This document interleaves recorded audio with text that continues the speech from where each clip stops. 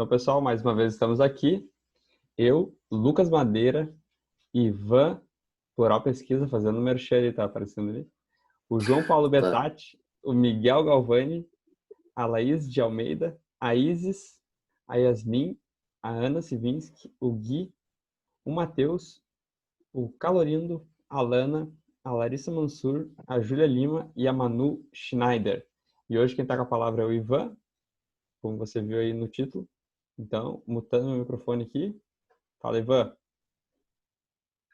Olá, boa noite, pessoal. Eu amo que esse texto é belíssimo e, e acho que tem muita coisa que a gente pode tirar dele aí. Então, para que a gente não se perca, tô tentando me manter dentro do tempo, eu vou fazer o seguinte, eu vou ler a passagem toda, pelo menos para a gente ter ela como pano de fundo, enquanto a gente vai depois comentando versículo a versículo, ok? Então, vamos colocar o texto e ler a passagem juntos. Aí João 6, 16 ao 29, começando ali. Ao final do dia, os discípulos de Jesus desceram para o mar e, entrando num barco, passaram para o outro lado, rumo a Cafarnaum. Já estava escuro e Jesus ainda não tinha ido até onde eles estavam. E o mar começou a ficar agitado porque soprava um vento forte. Os discípulos já tinham navegado uns 5 ou 6 quilômetros, quando viram Jesus andando sobre o mar, aproximando-se do barco, e ficaram com medo. Mas Jesus lhes disse: Sou eu, não tenham medo. Então, eles o receberam com alegria, e logo o barco chegou ao seu destino. O 22. No dia seguinte, a multidão que tinha ficado do outro lado do mar notou que ali havia apenas um pequeno barco e que Jesus não tinha entrado nele com seus discípulos, tendo estes partido sozinhos. Entretanto, outros barquinhos de Tiberíades se aproximaram do lugar onde a multidão havia comido o pão, depois que o Senhor deu graças. Quando aquela multidão viu que Jesus não estava ali, nem os seus discípulos, entraram nos barcos e partiram para Cafarnaum à procura de Jesus. E tendo-o encontrado no outro lado do mar, lhe perguntaram: Mestre, quando o senhor chegou aqui? Jesus respondeu: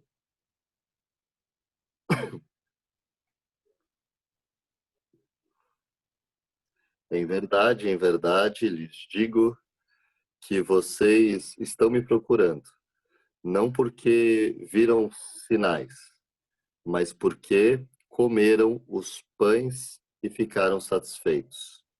Trabalhem não pela comida que se estraga, mas pelo que permanece para a vida eterna, o qual é o qual o Filho do Homem dará a vocês. Porque Deus, o Pai, o confirmou com o seu selo.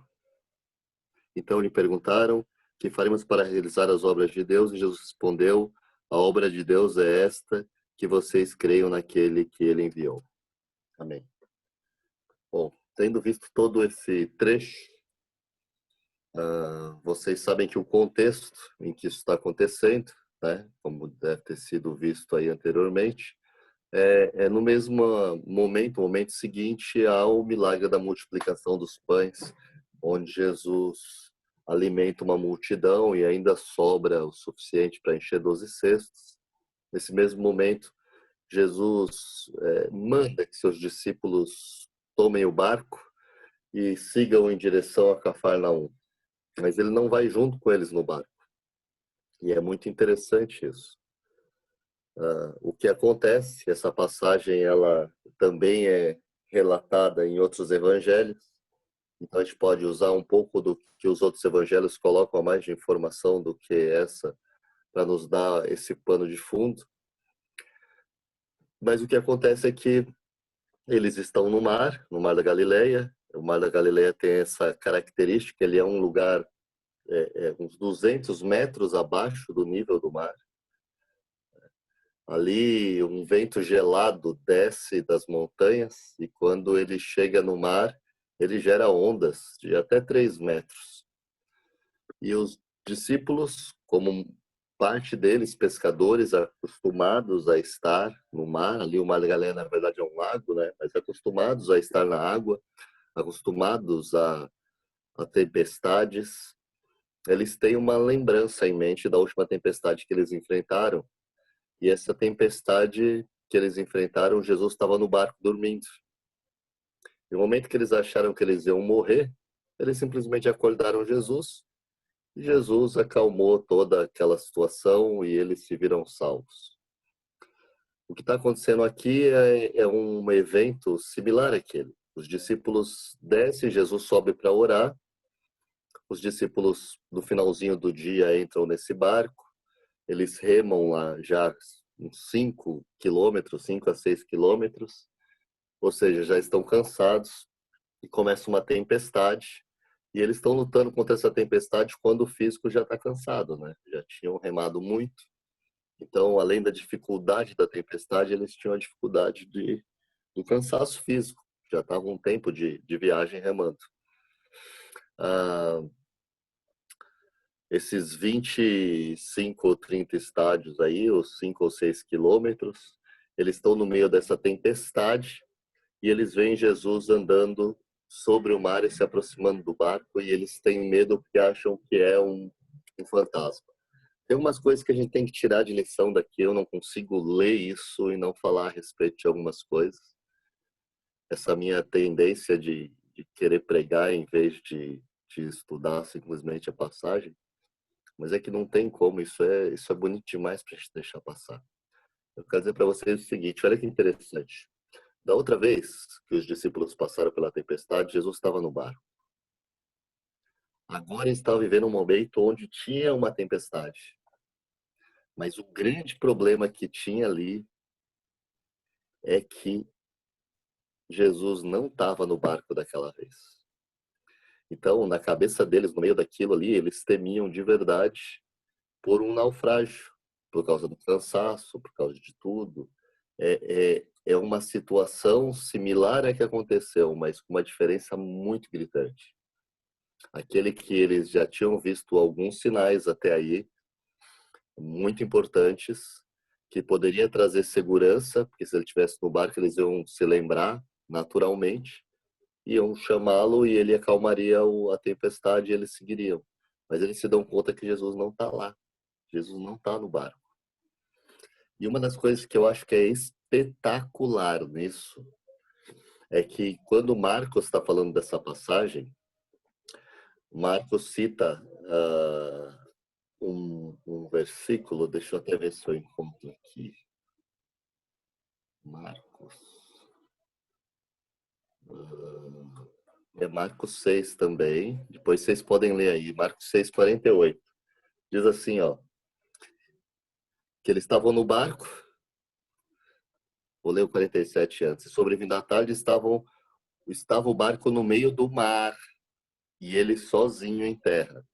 Ou seja, o barco estava a 5 ou 6 quilômetros de distância. Não era possível humanamente, no meio de uma tempestade, uma pessoa enxergar à noite um barco a 5 ou 6 quilômetros de distância no meio de uma tempestade. Mas o que Marcos diz no versículo 48 é: e vendo que se fatigavam, que se cansavam de remar, porque o vento lhes era contrário, perto da 4ª vigília da noite, aproximou-se deles andando pelo mar e queria passar-lhes adiante. Eu acho isso aqui fantástico, gente. Eu não sei se vocês percebem isso.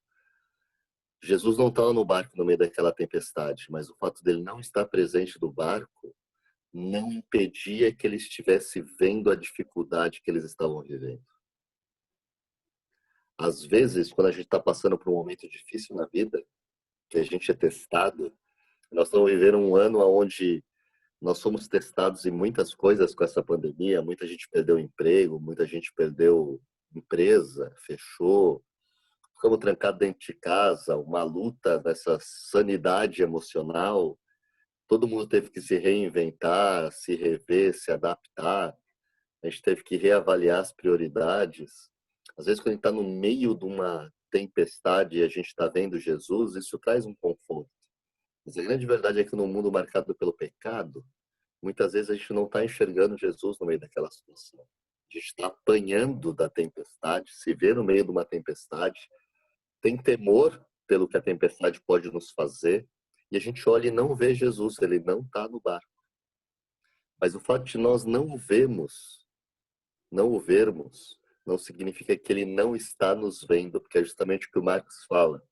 Diz que eles estavam lá, Jesus estava em terra, e ele vendo que eles estavam cansados, ele decide ir até eles para trazer socorro. Então, mesmo que você esteja vivendo algo difícil, que parece que você não encontra sentido, razão para o que você está vivendo, que você não consegue ver aonde está Jesus, ou onde está a bondade de Deus nessa situação, saiba, ele sim está cuidando, ele sim está olhando, ele sim tem controle de todas as coisas. Eu creio de verdade, a Bíblia não fala isso com certeza nesta passagem, mas Jesus sabia quando manda eles para pegarem o barco que eles enfrentariam. E era importante que eles passassem por isso, para que a fé deles pudesse ser moldada, para que eles pudessem ser treinados também na adversidade. Quando Jesus... E o interessante é que eles entram na tempestade, se vocês pararem para pensar, exatamente porque obedeceram Jesus.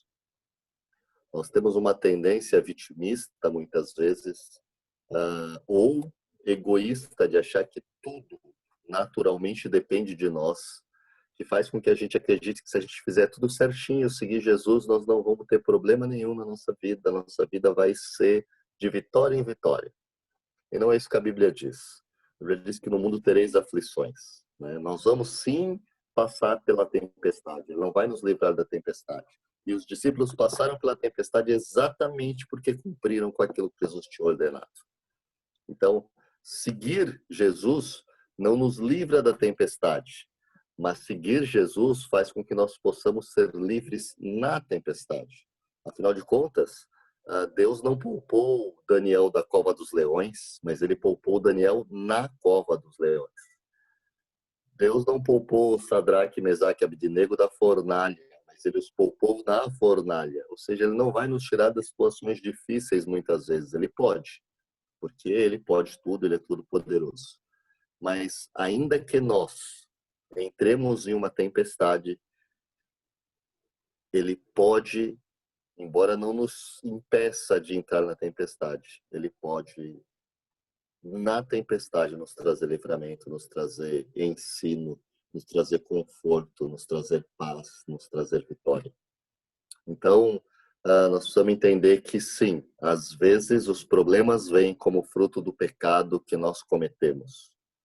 Mas por vivermos num mundo marcado pelo pecado, muitas vezes mesmo fazendo tudo corretamente, nós podemos ser acometidos por doença, por morte, por perdas, por dores, por todo tipo de tempestade. E mesmo que a gente não veja Jesus no barco, não significa que ele não está olhando para nós. E aí ele entra no barco, versículo 17. Eles entram no barco em direção a Cafarnaum, já está escuro, eles passam por isso. Quando eles veem Jesus se aproximando, o interessante é que Jesus não acalma a tempestade para se aproximar deles. Jesus caminha sobre o mar em meio à tempestade. Essa também é uma passagem muito bonita e para o judeu daquela época tinha um significado muito forte. Naquela época tinha um rabino muito conhecido chamado Hillel. Hillel era um dos dois maiores rabinos da época. Ele morreu alguns anos antes de Jesus nascer. Então, quase todos os fariseus daquela época, a boa parte deles seguiam a escola de Hillel, né? E uma Hillel tinha sete regras de interpretação bíblica.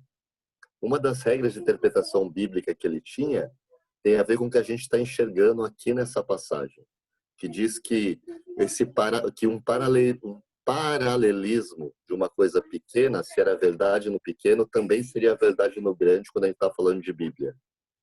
Então, Quando o judeu lia essa passagem, ou quando o judeu via isso aqui sendo dito, ele entendia o seguinte: quem é que caminhava sobre as águas no Antigo Testamento? Deus. Então, se Jesus podia caminhar sobre as águas, então Jesus era Deus. O fato de João registrar Jesus caminhando, os discípulos registrarem Jesus caminhando sobre as águas, era uma forma de mostrar para os judeus que, da mesma maneira como Deus caminhava sobre as águas, Jesus caminhava sobre as águas. Logo, Jesus era Deus e Jesus e Deus era um. Essa daí era claro e visível para qualquer judeu daquela época que acompanhasse uma história como essa. Então, é outra coisa maravilhosa que está escondida aí. E depois, ele vem para o barco, eles se assustam e Jesus diz assim: sou eu, não temais. Então, eles de boa mente o receberam no barco e logo o barco chegou à terra para onde iam. Eu quero dizer para vocês que assim, Jesus não impediu que eles entrassem na tempestade. Jesus não mudou a tempestade para que ele caminhasse até eles, mas eles sentiram paz antes de que tudo se aquietasse. O que se aquietou foi o coração deles. Antes de que as circunstâncias fossem pacificadas, o que se pacificou foi o coração deles. Antes que a tempestade cessasse, o que cessou foi a tempestade interna que estava dentro deles. E a chave para que isso acontecesse está nesse versículo 20, que diz: mas ele disse, sou eu, não temais. É a palavra de Jesus que traz a paz. É o evangelho. É a palavra de Deus, a única coisa que pode trazer paz para o meu e para o teu coração. E ao ouvirem a palavra de Deus, eles então puderam recebê-lo de boa mente no barco. Recebê-lo alegres, recebê-lo de uma maneira feliz, né? A gente leu aí, como é que está aqui no versículo 19, os discípulos já tinham navegado 5, 6 metros, viram Jesus andando sobre o mar, na pessoa do barco, falaram: sou eu, não tenham medo. É como está aí. Então, o que a gente percebe aí? Você não vai encontrar paz em nenhum tipo de segurança que o mundo possa oferecer. Não é numa poupança, não é numa reserva financeira, não é nos amigos, não é em ser alguém conhecido, popular ou famoso, não é em nada do que tem no mundo. A única coisa que pode trazer paz de verdade é a palavra de Deus. E quando eles ouvem a palavra de Deus, embora ainda toda a situação não tivesse sido mudada, ele estivesse caminhando no meio da tempestade, continuava escuro, continuava a tempestade, continuava vento, eles tiveram paz. E a Bíblia chama isso da paz que excede a todo entendimento. Então, essa passagem nos mostra isso de uma maneira prática acontecendo na vida deles. Eles entenderam experienciando essa situação. E ele sobe ao barco e eles chegam ao destino. Isso é fantástico. A verdade é que se eu e você, não importa a tempestade que a gente esteja envolvido, a gente pode até não estar vendo Jesus, mas se a gente utilizar de fé, e olha que interessante, fé é justamente quando a gente não está vendo, mas fé é certeza daquilo que a gente espera, de quem a gente espera, de quem está nos vendo e cuidando de nós. Então não importa se faz sentido ou não faz sentido o que você está vivendo, importa que você seja obediente, em fé obediente, você siga Jesus. Isso é fantástico. E aí continua. No dia seguinte, a multidão, que tinha ficado maravilhada com ver um homem que pega lá um pouquinho de pão e um pouquinho de peixe e alimenta uma galera, voltou lá porque, cara, comida de graça é o que mais chama a atenção das pessoas. Se você convidar alguém para te ajudar a limpar um pátio, talvez pouca gente vá, mas se você convidar para um churrasco, parece gente que você até não conhece. Comida sempre foi algo que atraiu a humanidade, ainda mais comida de graça. E no dia seguinte a multidão estava lá do outro lado, voltou. E eles perceberam uma coisa. Eles perceberam que Jesus não tinha entrado no barco com os discípulos e que o outro barquinho que tinha ali não tinha saído, mas Jesus não estava mais lá. Então eles se tocaram atrás de entrar nos barcos que tinham, se tocaram atrás de Jesus e chegando lá, eles perguntam para ele a primeira coisa que mais chama atenção, afinal de contas, como é que você chegou aqui se você não pegou um barco? Como é que você atravessou numa noite de tempestade? Nadando era impossível. Como é que você fez isso? E Jesus, percebendo isso, chama a atenção deles por uma coisa, né? Jesus responde para eles lá no 26. Na verdade, vos digo que me buscais não pelos sinais que vistes, mas porque comeste do pão e vos saciastes. É importante a gente reforçar aqui algo.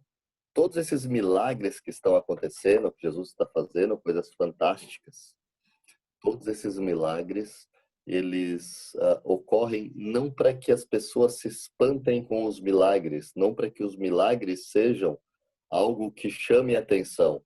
E muitas vezes as pessoas se aproximaram de Jesus buscando milagres, ou pedindo milagres. E ainda hoje, muitos de nós crentes nos aproximamos de Deus em busca de um milagre. Mas o que Jesus diz aqui é que os milagres são apenas sinais, não são o objetivo final. Um sinal é aquilo que nos mostra algo que não está ali, está à frente. Os milagres eram um sinal de quem ele era, de qual a verdadeira identidade dele, do que ele vinha fazer, do que havia de prometido para aqueles que o seguissem. Os milagres não eram um fim em si mesmo, mas eles apontavam para algo muito maior do que aquilo que espantava as pessoas.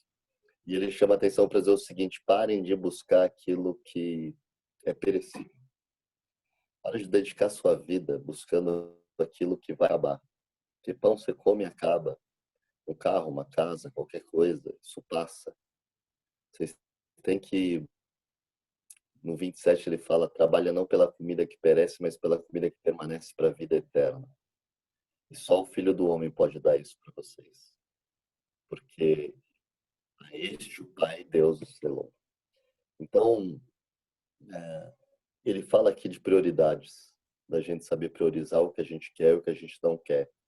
Mas essa passagem também fala de mais uma coisa. Deixa eu ver como é que está o tempo aqui para não me perder. Essa passagem fala de humildade de uma maneira muito legal, na minha visão, né? Vocês podem não concordar comigo, mas eu sou apaixonado por essa passagem, né?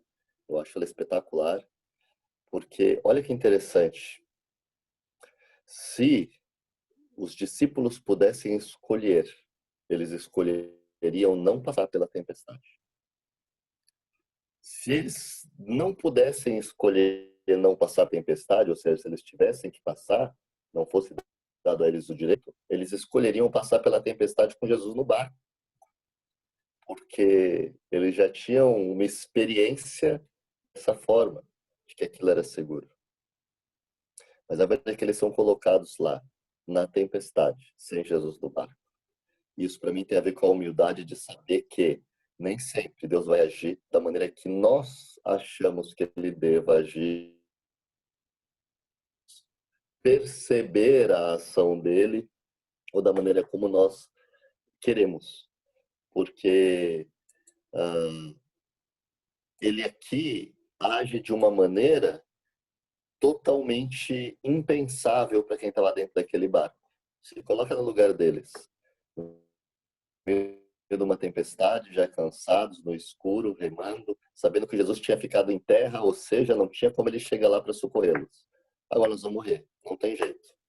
É impossível. Deus que podia ter botado Jesus dentro do barco não botou. E agora nós não temos de onde ter saído. E é justamente nessa hora, quando a gente entrega os pontos, que a gente para de tentar resolver com o nosso braço, que entra Deus em cena e fala assim: não, você não consegue enxergar o que o meu poder é capaz de fazer. Eu vou fazer do jeito que me aprouver fazer. Mas eu vou fazer para demonstrar a minha glória. E ele aparece caminhando no meio da tempestade e salva todo mundo.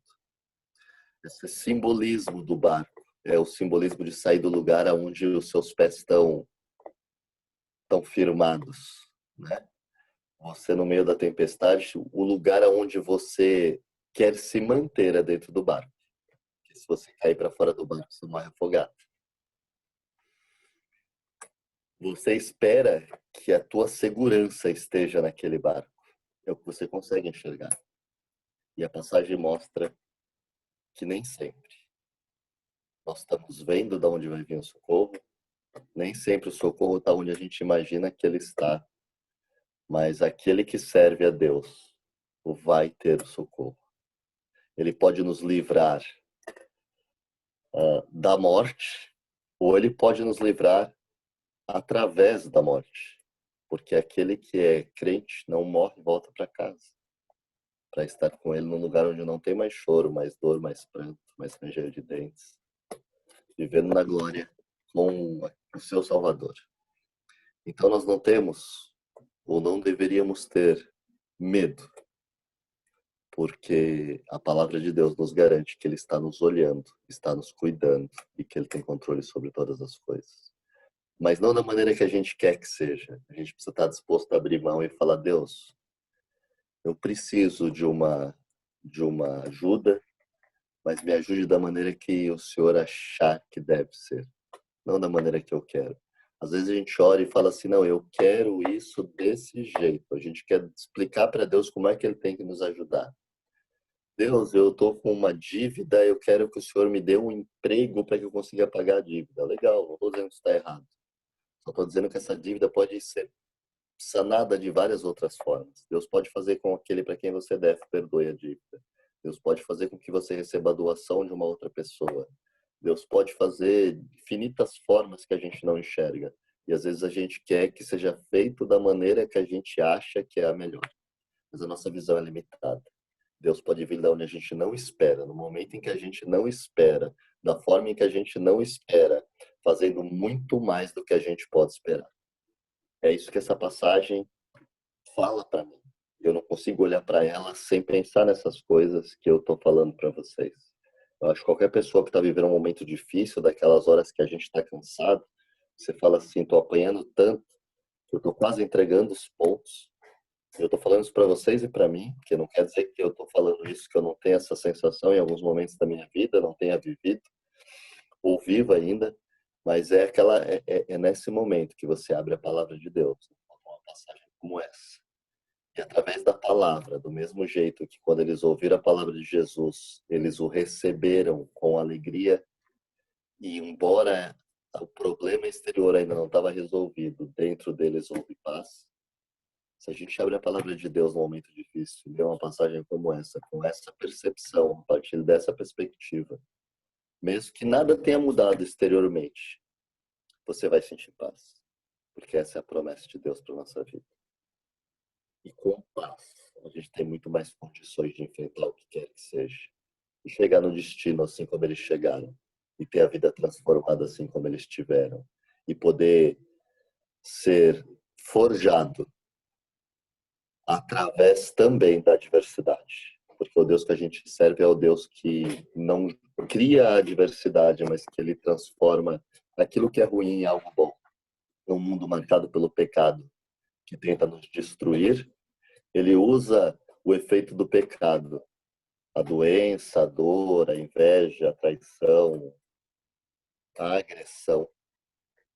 E daí ele transforma em treinamento, em ensinamento, em sabedoria, em poder, para que nós o representemos na terra como embaixadores de Cristo, com autoridade e poder, mas mais que tudo com exemplo de vida, para que outras vidas possam ser transformadas.